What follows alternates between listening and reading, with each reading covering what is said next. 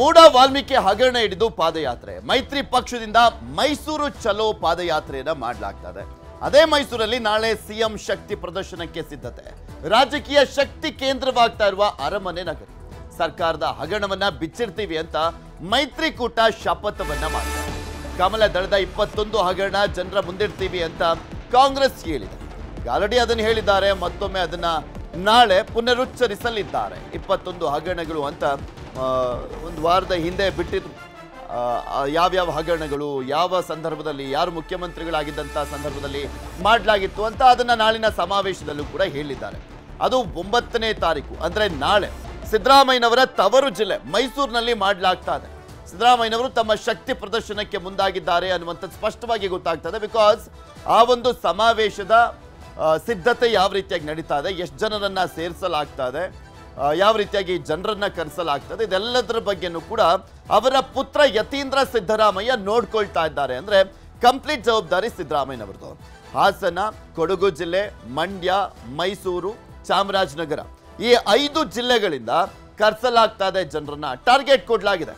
ಶಾಸಕರುಗಳಿಗೆ, ಮಾಜಿ ಶಾಸಕರುಗಳಿಗೆ, ಆ ಭಾಗದ ಕಾಂಗ್ರೆಸ್ ನಾಯಕರಿಗೆ ಇಂತಿಷ್ಟು ಜನರನ್ನ ಎಲ್ಲ ಕ್ಷೇತ್ರದಿಂದಲೂ ಕರ್ಕೊಂಡ್ಬರ್ಬೇಕು ಅಂತ ಒಂದು ದೊಡ್ಡ ಸಮಾವೇಶವನ್ನ ಮಾಡುವ ಮುಖಾಂತರ ಬಿಜೆಪಿಗೆ ಒಂದು ಟಕ್ಕರನ್ನ ಕೊಡುವಂತ ನಿಟ್ಟಿನಲ್ಲಿ ಪ್ಲಾನ್ ಅನ್ನ ಮಾಡಲಾಗಿರುವಂಥದ್ದು ಕಾಂಗ್ರೆಸ್ನಿಂದ.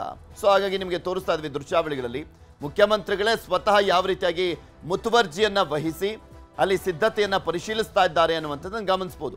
ಈ ಸಂದರ್ಭದಲ್ಲಿ ಯತೀಂದ್ರ ಸಿದ್ದರಾಮಯ್ಯನವರ ಪುತ್ರ, ಮತ್ತೊಬ್ಬರು ಸಮಾಜ ಕಲ್ಯಾಣ ಇಲಾಖೆ ಸಚಿವರಾಗಿರುವಂಥ ಎಚ್ ಸಿ ಮಹದೇವಪ್ಪ, ಹಾಗೆ ಕೆ ವೆಂಕಟೇಶ್ ಅವರು ಸಚಿವರು, ಇವರೆಲ್ಲರೂ ಕೂಡ ಇದ್ರು.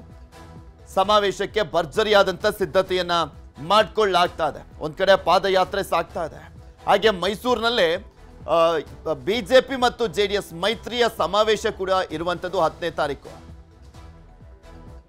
ಒಬ್ಬ ಪ್ರಾಮಾಣಿಕ ರಾಜಕಾರಣಿ ಸಿದ್ದರಾಮಯ್ಯನವರು ಸಮಾವೇಶದ ನೇತೃತ್ವವನ್ನು ವಹಿಸಿಕೊಂಡಿದ್ದಾರೆ. ಅವರ ಪುತ್ರನಿಗೆ ಎಲ್ಲಾ ರೀತಿಯಾದಂಥ ಜವಾಬ್ದಾರಿಯನ್ನ ವಹಿಸಿರುವಂಥದ್ದು, ಯಾವ ರೀತಿಯಾಗಿ ಅರೇಂಜ್ಮೆಂಟ್ಸ್ ಮಾಡಬೇಕು ಅನ್ನೋದ್ರ ಬಗ್ಗೆ ನಾಳೆ ಅಬ್ಬರಿಸಲಿದ್ದಾರೆ ಸಿದ್ದರಾಮಯ್ಯ ಅವರು. ತಮ್ಮ ಶಕ್ತಿ ಪ್ರದರ್ಶನದ ಮೂಲಕ ಒಂದು ಸಂದೇಶವನ್ನ ಕೂಡ ಕೊಡ್ಲಿಕ್ಕೆ ಮುಂದಾಗಿದ್ದಾರೆ. ನಾನೇ ಮುಂದಿನ 4 ವರ್ಷಗಳ ಕಾಲನೂ ಕೂಡ ಸಿಎಂ ಆಗಿರ್ತೀನಿ ಅನ್ನುವಂಥದ್ರ ಬಗ್ಗೆನೂ ಕೂಡ ಮಾತನಾಡುವಂತ ಸಾಧ್ಯತೆ ಇದೆ. ಇದೆಲ್ಲದ್ರ ಬಗ್ಗೆನೂ ಕೂಡ ಮತ್ತಷ್ಟು ಮಾಹಿತಿಯನ್ನ ಕೊಡ್ತಾ ಹೋಗ್ತಾರೆ ನಮ್ಮ ಪ್ರತಿನಿಧಿ ಹೆಬ್ಬಾಕ ತಿಮ್ಮೇಗೌಡ ನಮ್ಮ ಜೊತೆ ನೇರ ಸಂಪರ್ಕದಲ್ಲಿ ಜಾಯ್ನ್ ಆಗ್ತಾ ಇದ್ದಾರೆ. ತಿಮ್ಮೇಗೌಡ್ರೆ, ಮೈಸೂರಿನಲ್ಲಿ ಕಾಂಗ್ರೆಸ್ ಕೂಡ ಸಮಾವೇಶ ಮಾಡ್ತಾ ಇರುವಂಥದ್ದು. ನಾಳೆ ಬೃಹತ್ ಸಮಾವೇಶ ಮಾಡಲಿಕ್ಕೆ ಎಲ್ಲಾ ರೀತಿಯಾದಂಥ ಸಕಲ ಸಿದ್ಧತೆಗಳನ್ನ ಮಾಡ್ಕೊಳ್ಳಾಗ್ತಾ ಇದೆ. ಇದನ್ನು ಎಷ್ಟು ಮಟ್ಟಿಗೆ ಸೀರಿಯಸ್ ಆಗಿ ತೆಗೆದುಕೊಂಡಿದ್ದಾರೆ ಅನ್ನುವಂಥದ್ದು ನೋಡ್ತಾ ಹೋದಾದ್ರೆ ಸಿದ್ದರಾಮಯ್ಯನವರೇ ಸ್ವತಃ ಮುತುವರ್ಜಿಯನ್ನ ವಹಿಸಿದ್ದಾರೆ. ಅವರ ಪುತ್ರನಿಗೆ ಎಲ್ಲಾ ರೀತಿಯಾದಂಥ ಜವಾಬ್ದಾರಿಯನ್ನ ಕೊಡಲಾಗಿದೆ. ಸೊ ಯಾವ ರೀತಿಯಾಗಿ ಪಾದಯಾತ್ರೆಗೆ ತಿರುಗೇಟನ್ನ ಕೊಡ್ಲಿಕ್ಕೆ ಸಿದ್ದರಾಮಯ್ಯನವರು ಸಜ್ಜಾಗಿದ್ದಾರೆ ಅಂತ ನಿಮಿಷದಲ್ಲಿ ನಾನು ಮೆಂಟ್ಲು ಅಂತ ಅಂದ್ರೆ ಈಗಾಗಲೇ ಅಲ್ಲಿನ ಒಂದು ಸಿದ್ಧತೆಗಳೇ ಹೇಳ್ತಾ ಇದೆ. ಬೃಹತ್ ಜನಸ್ತೋಮವನ್ನ ಸೇರಿಸೋದ್ರ ಮುಖಾಂತರ ತಮ್ಮ ಶಕ್ತಿ ಪ್ರದರ್ಶನವನ್ನ, ನಾನು ಇನ್ನೂ ಕೂಡ ಸ್ಟೇಬಲ್ ಇದ್ದೀನಿ, ನಾನು ಇನ್ನೂ ಕೂಡ ಪರ್ಫೆಕ್ಟ್ ಆಗಿದ್ದೀನಿ, ನಾನು ಯಾವುದೇ ರೀತಿಯಾದಂತ ತಪ್ಪನ್ನ ಮಾಡಿಲ್ಲ ಅನ್ನುವಂತ ಒಂದು ಸಂದೇಶವನ್ನ ರವಾನೆ ಮಾಡೋದಕ್ಕೆ ಇದೀಗ ಸಿದ್ದರಾಮಯ್ಯನವರು ಮೈಸೂರಿನಲ್ಲಿ ಒಂದು ಬೃಹತ್ ಸಮಾವೇಶಕ್ಕೆ ಸಜ್ಜಾಗ್ತಾ ಇರ್ತಕ್ಕಂಥದ್ದು.